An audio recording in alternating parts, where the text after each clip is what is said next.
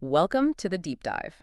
Today we're looking at something pretty interesting happening north of the border, or rather, not happening across the border. Yeah, it seems Canadians are choosing to stay home more often. And that's having a real impact south of the border, right? We're basing this on a Bloomberg News feature that just came out. It's highlighting this shift in cross-border activity. Exactly. So our mission really is to unpack why this is happening. What are the reasons? And what does it actually mean for those American border towns? Communities that, frankly, have often counted on Canadian shoppers. Right. The core questions are why the slowdown in Canadian visits and what's the fallout, economically speaking, for these U.S. towns? Okay, let's dig into the why then.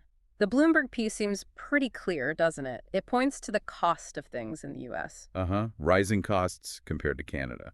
We're talking basics here. like groceries, gasoline. Yeah. The article gives examples where the prices are just noticeably higher stateside now. And you absolutely have to factor in the exchange rate. That's crucial. Oh, definitely. Think about it. If the Canadian dollar is only worth, say, 75 cents US, well, something that looks like a small price difference suddenly gets much bigger, doesn't it? Yeah, that $10 item instantly costs a Canadian over $13. It erodes any saving they might have expected. Precisely.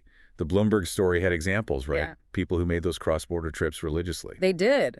Regular shoppers saying the math just doesn't work anymore. It's not just pocket change. It can be significantly more expensive now. So staying local becomes the sensible economic choice for many. Which naturally leads us to where the impact zone, these U.S. border towns. Yeah, communities that have, structured part of their economy around this Canadian traffic. The article talked about specific business types getting hit. It did. Retail, definitely. Yeah. Gas stations are a big one, obviously.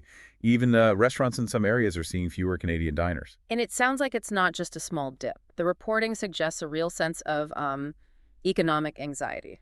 Yeah, a genuine worry. Businesses facing lower revenues, uncertainty.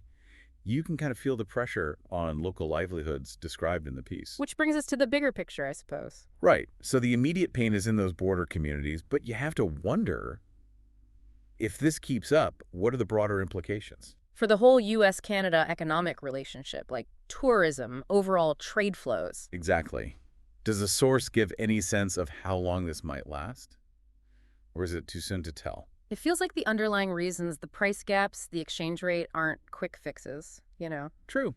Those are fairly stubborn economic factors. The Bloomberg piece did mention some businesses trying to adapt, maybe pivot towards attracting more domestic visitors. Makes sense. Trying to fill the gap. But the immediate hit from fewer Canadians is, well, it's being felt now. So to sort of wrap up the core finding, Canadians are finding it less appealing economically to shop stateside. Higher prices plus the exchange rate are the culprits. Yep.